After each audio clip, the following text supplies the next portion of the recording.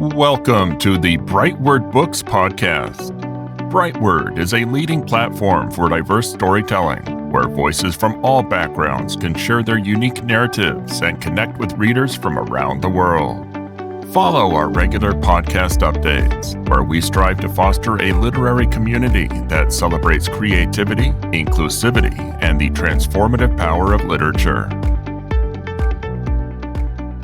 Hello, and welcome to the BrightWord Books Podcast. I'm your host, John Lobb, and today I'm thrilled to be joined by Kerry Blaser, author of My Inner Heroine, Exploring Feminine Pain. The story talks about Kerry's deeply personal journey, where she shares her experiences with healing, trauma, and the reclamation of her feminine identity. The book is not just a memoir, it is an exploration of the complexities and intricacies of womanhood, the overall impact of emotional pain, and the transformative power of self-love, all of which was written from her heart. Kerry, welcome. It's a pleasure to have you with us today. Thank you for having me. I appreciate the opportunity to talk about my story and everything I got going on today. Absolutely. And what a story you have. You Yes, talked at one point about being on the brink of your existence and then emerging as a shaman. Tell us more about this transformation that you experienced. sure. I had a very traumatic childhood. And so I've spent most of my life with mental health challenges. And then 10 years ago, on my 45th birthday, I'm 55 now, my mom passed away on my 45th birthday. And she came to me in a dream right after she passed and thanked me for all that I had done and appreciated me as a daughter and told me that she chose my birthday to pass away to celebrate how close we are. So it was actually our souls celebrated the synchronicity, right? And that was a day my intuition told me it's time to accept my psychic gifts, shaman, and it's time to heal from my childhood trauma. So that's when I started to learn how to go into my emotional pain and come out of it, basically learn how to surf the waves of life. I had 35 years of debilitating lower back pain from repressing my childhood trauma in my womb, in my femininity, in my lower back screaming at me, heal, heal, heal. And I'm like, what? What? What? 35 years, right?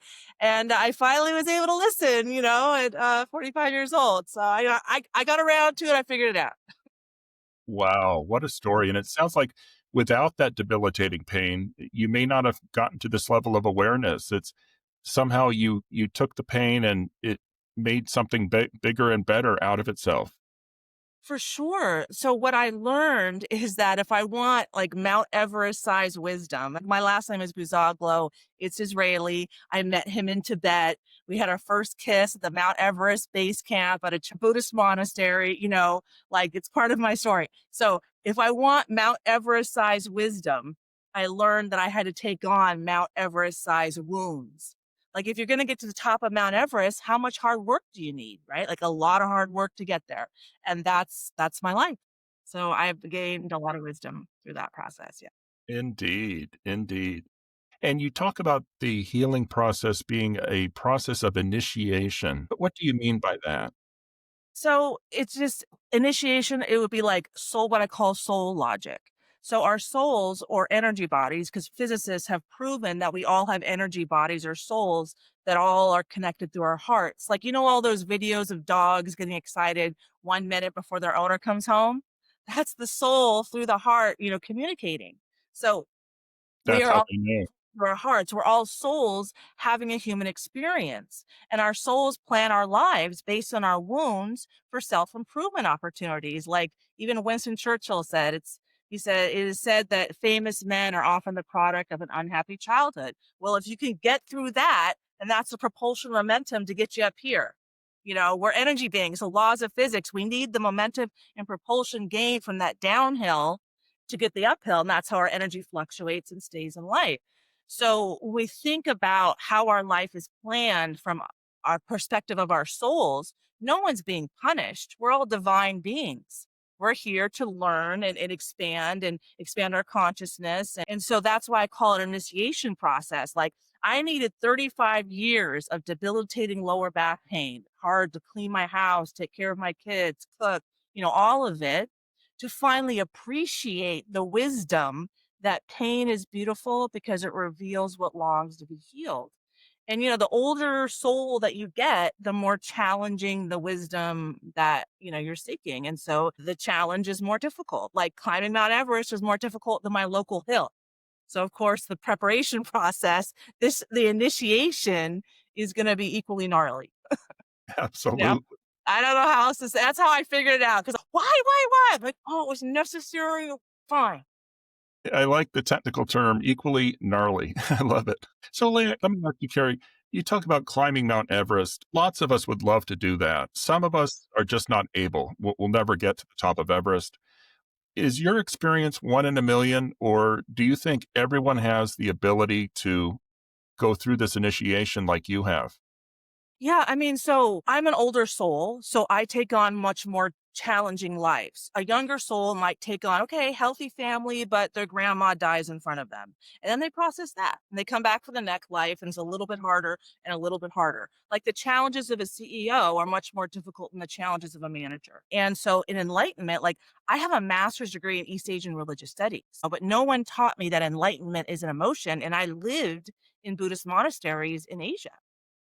And so I experienced it myself for the first time a year and a half ago. And then my kids were like, Mom, you crazy? Mom, you're cray cray. Mom, what's up? Mom's cray. Their kids are all worried. They're my kids, right? And so I had to go do research. And so I came upon the map of consciousness, which is how I learned that we're all energy bodies or souls, and that our souls communicate through emotions, of course, through our hearts, right? Emotions through our hearts, makes sense. And that emotions vibrate at different frequencies. Like shame is 20 hertz, anger is about 80, love is about 500, enlightenment is 700 to 1,000 hertz.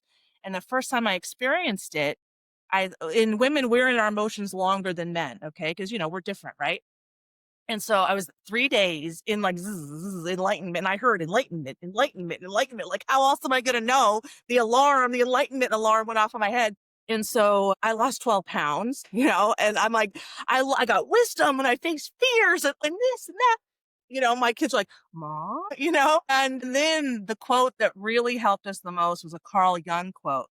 And he said, one does not become enlightened by imagining beings of light, but by making their darkness conscious, by turning their wounds into wisdom. And that's what I've been doing. And now when I finally told my older daughter that, she's like, okay, Mom, I get it now because I received wisdom and I faced fears, darkness conscious. So I'm like, okay, that makes sense. This is what happened. Yeah. This is what happened. Yeah. Wow, what a Yeah. story. Yeah. And you talk about becoming a more full woman, a stronger woman, but you also mentioned 6 men that have come into your life, Yeah. and you describe the men as mirrors, if you will, of what you were going through. Help us understand the male role in your life. Thank you. That's an excellent question. So I remember so I attempted suicide about 6 years ago. And then after that, I was like Carrie 2.0, right? And then about 7 months later, I met I call them my heroes because, excuse me, they showed me my wounds so I could, improve myself. And, um, and they were instrumental in mirroring my problems back to me, right? Like, so if I like a guy and he's not asking me out, then I probably got an issue. If he's talking to me and flirting with me, but I'm kind of, God, why isn't he asking me out? I don't know. Why is it, and I'm all anxious and freaking It out. must be me. You're right. It's not time yet. But those gave me so many opportunities to see myself and pull out my shamanic gifts. So the first guy, Tim, a couple months after we started talking in 2021, I asked him, what's the name of your business? And the name just landed in my head. And at that point, still wasn't cognizant every time that I was being psychic. And I just said it. And he's like, wait, what? Because I was acting as if he heard what I heard.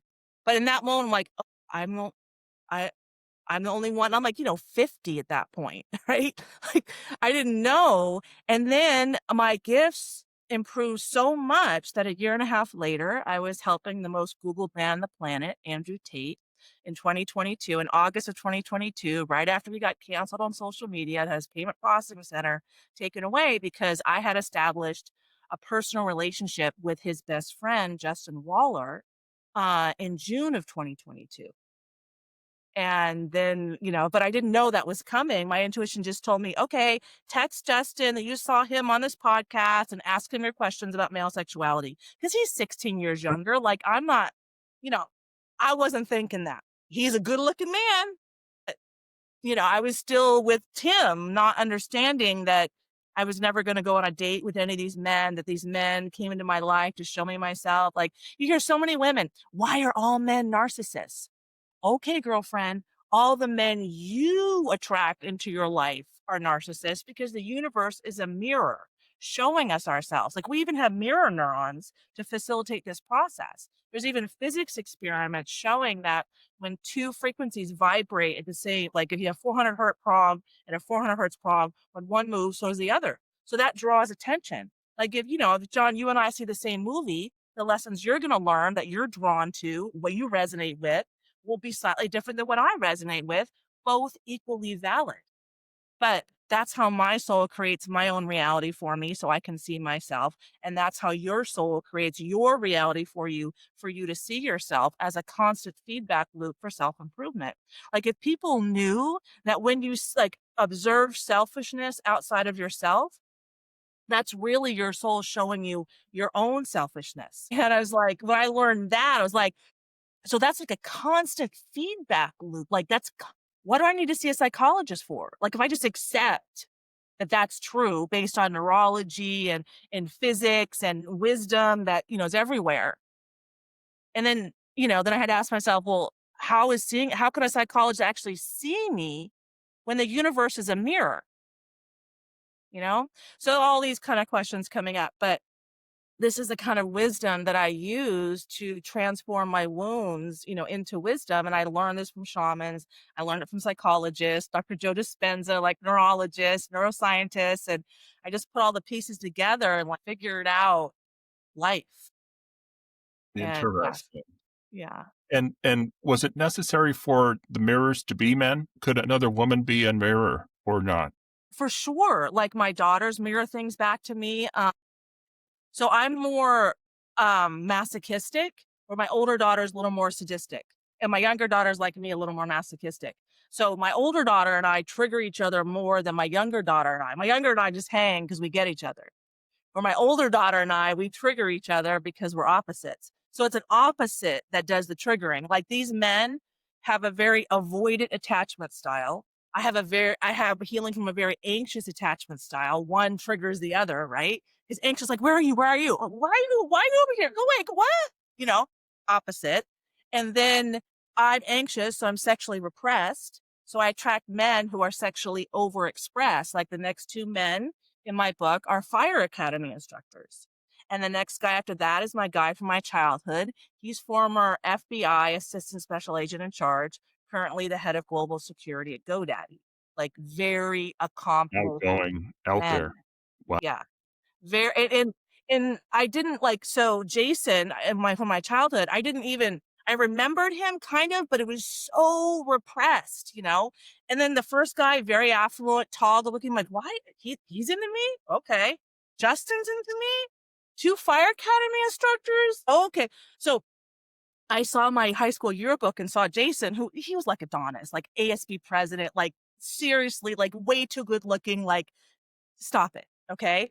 And I was like, he used to stare at me. He used to stare at me. Like, maybe there's a reason for this, but, a lot since that's happened. So what I realized with Justin and Andrew is that Jason got that job at GoDaddy 1 month before I reached out to Justin, because it always seemed like I'm working in lockstep with someone, right? Like, I come into Andrew Tate's best friend's life in a personal, situation right before Andrew's takedown starts. Like, that was gnarly global takedown, right? And then I was positioned to help Andrew when he was in solitary confinement. And because I resonate with that level of aloneness, like, I would sit in my garage in the dark in the recliner and go, "Hey, Andrew, what's up? Let's self reflect." Like, I needed it Or too, but there's the you've been mirror. in your own solitary confinement of your own making, so to speak. Right, because I had rejected myself so much from my childhood trauma. Like, I resonate with this one statue. It's like, I forget, it's about a grieving parent, and you see the head and the arms and the legs, and the whole center is missing. It's on my website. And I had rejected myself so much. Like, when I started high school, I didn't have friends. And Jason had tons of friends, and he's like my opposite masculine. And so, I just had full rejection of self and have had a hard time. But also, in order to do all the work that I've done, like this year, I'm climbing quite the ladder of self belief. So here's my ladder of self belief this year that I'm climbing. First, I published my book in April, and then around my birthday on June 25th, I started accepting all the signs and synchronicities that my soul is the same soul as Mary Magdalene. How did that happen, right? So I was told a lot of things starting in 2021. I hear, oh, you're on the Jesus Council. Like, how are all these gifts coming out of me? How am I doing all this? Why am I, Andrew Tate, the Fire Academy instructors are both decorated. Like, why me? You know? And so I started like putting together all these pieces that I was shown, and they're all listed on my website and Jason Colvin, JC. So around my birthday and over the summer, I started accepting that around my birthday, I'm like, okay, I'm on the Jesus Council, JC. I Googled, did Jesus have a wife? Because I forgot, like I'd seen the Da Vinci Code, but I have a master's in East Asian religious studies, not China, not Christianity and Judaism. And so then I like put all the pieces, accepted that, accepted that, accepted that. And then in September, and this is in the website too, I had a massive enlightenment experience, and I created about 50 YouTube videos, everything that happened between September 14th and about September 30th is when I took everyone through the second coming. And it's a covenant, and it happened on the Sabbath of return, which is the Shabbat between the Jewish New Year and Yom Kippur. And Tim, my first guy, he's Jewish, speaks Hebrew. Our first conversation was about Israel in Hebrew and knows my ex-husband. And I was like, oh, this happened, like, this is the biggest day of self-reflection in the whole year is this Sabbath between the New Year and Yom Kippur. And then I came out with my 6 divine feminine self-love strategies. It just like came out of me. And then this enlightenment came out of me. And then I'm like, oh, the second. And then I heard that week is when the Messiah is supposed to come back. And then I'm like, well, there's no prophecy for the Sabbath of return. Oh, but no one knows when or where. Oh, it's a covenant. Like all these things. I did the whole ride. I'm like, okay, I have to accept it. Right. And then I kept going my wisdom of peace plan. But this is like the lesson that I had to learn is that the more I accept myself and I don't fight myself, then the more I can accomplish. Because when I spend time on this fear, oh, that's not me. Oh, that's not me. That's no way, not me, not me. Then I've now spent all this time on what's not me as opposed to spending on time what is me. And now that I spend time on just what is me, I get a lot more accomplished. Interesting. Mm. Interesting. So your soul identifies as Mary Magdalene, and yet you also have been influenced by Jewish collective wounds. So you have both Christianity and Judaism playing a part in your existence and in your evolution. Yeah, I mean, so I wrote a wisdom of peace plan that I'll get into in a minute. But what I had to open up first is okay, so I'm the same soul as Mary Magdalene. Okay, okay, the second coming happened. Okay, and it's all about self-love, self-reflection, and I have the universe as a mirror of wisdom, changing the world as an inside job. We attract hate into our lives to show us ourselves. Jews do that a lot, and I was married to a Jewish man for 10 years. I got 3 kids with all Jewish names. I've lived in Israel, and my last name Buzaglo, the Buzaglos have been discriminated against by the Ashkenazi Jews. So it's like there's one form of infighting. When I met my ex-husband in Tibet, he's former Israeli Defense Force Special Forces, if you know what I mean. He had just been in Beijing with Itzhak Rabin for the historic Sino-Israeli meeting, showing how important the relationship is between China and Israel. Like he even has personal pictures of the Israeli flag next to the Chinese flag around Tiananmen Square. Yeah. And then we met in Tibet 2 weeks later. And then we got married 2 months before Rabin's assassination, almost exactly 30 years ago, which is 11/4/95. And Rabin's assassination is about Israeli infighting. So my last name, Itzhak Rabin, is all about Israeli infighting, and that's still going on in Israel. And then you have all the ways that Jews are fighting with other people. That's a lot of self-hate. And so I'm like, okay, I'm opening this wound now. And there's so much more coming out. Actually, after Charlie Kirk was assassinated, like I was born in Scottsdale, Arizona. Charlie Kirk his family's in Scottsdale, Arizona. 2 days before he was assassinated, I called the police on Jason to report what happened 40 years ago and also say, I attract what looks like rapists into my life, and fire academy instructors and FBI are on that list. And I've emailed the dean of public safety, the local community college, and never gotten a response. So I basically, was like, I'm afraid. I told them, look, they're all millionaires and I'm not talking to any of them. I'm on a forbearance here. Like, this is scary for me. I got a book coming out. Like, this is scary. And I didn't realize that, like, I'm looking to public speak and now Charlie's about to get assassinated, right? But then, okay, 4 days after his assassination is when I made my first video saying, if he is that brave, I have to be that brave. And I came out on September 14th with my first YouTube video, all the signs and synchronicities that my soul is the same soul as Mary Magdalene. So, but this is like, I'm opening the Mary Magdalene wound. I'm opening the Christ wound. This is a Christian wound. This is a Jewish wound. It's a collective wound between divine masculine and divine feminine. And so in opening that wound, then I could see all the wisdom in that wound and kind of bring that to light in my wisdom of peace plan that's in honor of Itzhak Rabin's assassination. And I never saw that coming. And I never, Itzhak Rabin's 30th, right next second, like, it just, life happens. And I'm like, okay, I just accept and I just accept and I keep going and I keep going and keep going. And, because how incredible would it be if Jews could stop fighting each other and fighting other people? And the way that I see it is everyone just learns to self-reflect. So my 6 divine feminine self-love strategies, they are appreciate, learn, forgive, like appreciate your challenges in life, learn your lessons, forgive everyone involved. Your soul plans everything, so there's no reason to regret or remorse anything. Let it all go. Then the universe is a mirror, changing the world's inside job. I have 6 of them, And so we can use that as a collective to see ourselves. Like, instead of saying, oh, Jesus died for our sins, I'm like, okay, let's take this perspective. Why was it necessary for a rabbi to be crucified in front of his pregnant wife on Shabbat when they normally celebrate the feminine to see and understand himself? Why did the wife of a rabbi need her rabbi husband crucified in front of her? What was she out of balance about? No one's a victim. Like I say, if you don't like your life, file a grievance with your soul, because our souls plan everything for our self-improvement. Very difficult for me to accept. I'm not saying that, oh yeah, easy, just, no, hard, very hard. Like, I didn't get paid by any of these guys. I'm on a forbearance on my mortgage, right? I can be pissed off all day long, or I could go, this is a lesson I need. My soul has a plan. I have this condo. I can sell it. I'll be fine, and it's just not time to talk to Jason yet. So I just called the police on him a couple months ago. Like, we're working through some trauma. So, okay, I accept life and I keep going. Wow. What a Yeah. story. What a story. Like, my niece was at the music festival on October 7th. She had several friends killed in front of her. My nieces and nephews all serve in the army.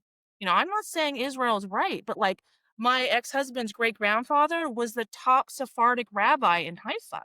Haifa is the other main city, right? Like, he comes from a very religious household. Why did he marry a non-Jew? What's going on over there? Why don't the Orthodox Jews serve in the army? We're going to stay and pray like the women, but these other men can go get killed. Thanks a lot. Like, there's a Mhm. lot of challenge over there. And like, I just learned yesterday that Christopher Columbus was Jewish. I'm like, well, that makes Whoa. sense. Yes, because how did the last name Bizaglo come up? So the Jews were exiled from Spain when? Oh, 1492. And they took on this last name Bizaglo to mean exiled and humiliated. Most went to Morocco. Some went to Israel, like my ex-husband's family to Israel. Some went to China because there's Chinese Jews. But yeah, was like, I'm like, and then no, and then there's a lot of stories people don't like Christopher Columbus, and maybe Israel doesn't want to claim him. Like, I don't know, like, uh, wow. Oh, and they just found a gospel, a text written in the 4th century.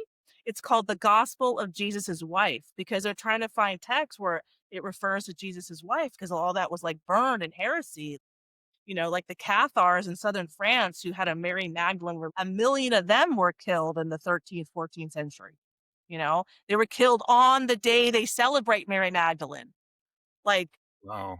how many people have died over my soul? Are we all fighting over a girl? Over the Holy Grail?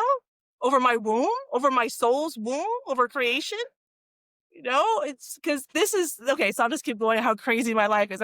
A year ago, after I reached out to Jason, I hadn't talked to him in 40 years. I reached out a year ago. He read the text and he opened immediately. And it was like fireworks and he was super avoidant. I'm like, how is he? Come back, And so that December, I faced my fear of being raped. And I was talking to his soul. And when it came to a pinnacle, when he reached his max, like pissed off, I sent out a kind of energy blast to protect my daughters, and all the lights went out in Ventura at that exact moment. I don't have proof that I did it, but that's what an EMP does, like an electromagnetic pulse, like you see that in the Matrix, right? Mm-hmm. Like, okay, well, because we don't realize how powerful our souls are. Like, our souls are multidimensional beings. So then in September, which we know I was accepting a lot, I woke up at 1 a.m. and I had seen all these YouTube videos. I started hearing about Sophia and wisdom, like, oh, Sophia. And then Christ is the opposite of Sophia. That's why they called him Jesus Christ. Okay. And intuitively, I was shown that Jesus Christ would call Mary Magdalene my Sophia privately, because it wasn't acceptable that she was bringing the channel for the wisdom. It was the men, right? Not acceptable. The woman, right? Had to keep that quiet. So I wake up at 1 a.m. and I intuitively, I'm like, I'm Sophia. I just accepted that I'm Sophia.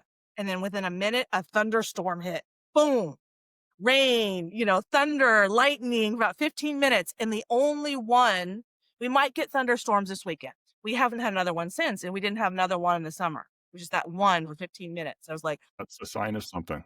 Yeah. And then I live on the Pacific Rim. Yeah. So I'm glad that Jason has the FBI and internet security handled. And, I have, because I'm sure they watch out for me, but it's just not time to talk to me. Like, if he hasn't talked to me, then the other guys aren't talking to me. Like, he's the alpha. So I'm, I feel safe. I know I'm safe. I know I'll be okay. It's gnarly. What a story. What Yeah, a story. it's a story. Well, Kerry, unfortunately, our time is running down today. But before I let you go, I did want to mention to our viewers that the book is available on Amazon. And I've seen some tremendous reviews out there. So congratulations. Thank And you. do you have a website, Kerry, if people wanted to learn more about what you're doing and your experiences? Yeah, it's kerryblaser.com. kerryblaser.com. Wonderful. Wonderful. Thank you so much for being with us today. It's been a wonderful discussion and just amazing. Amazing. Wow. It's all I can say is wow. Yeah, I'm like, whoa, what, whoa, yes. Exactly. We've been talking with Kerry Blaser Buzaglo, author of My Inner Heroine, Exploring Feminine Pain. Kerry, it's been terrific. Thank you so much for being with us. Thank you so much. And we'll see you all on the next episode of the BrightWord Books Podcast. You've been listening to the BrightWord Books Podcast, home of the literary community that celebrates creativity, inclusivity, and the transformative power of literature. Don't forget to subscribe so you'll never miss future episodes. Until next time, stay informed and stay engaged.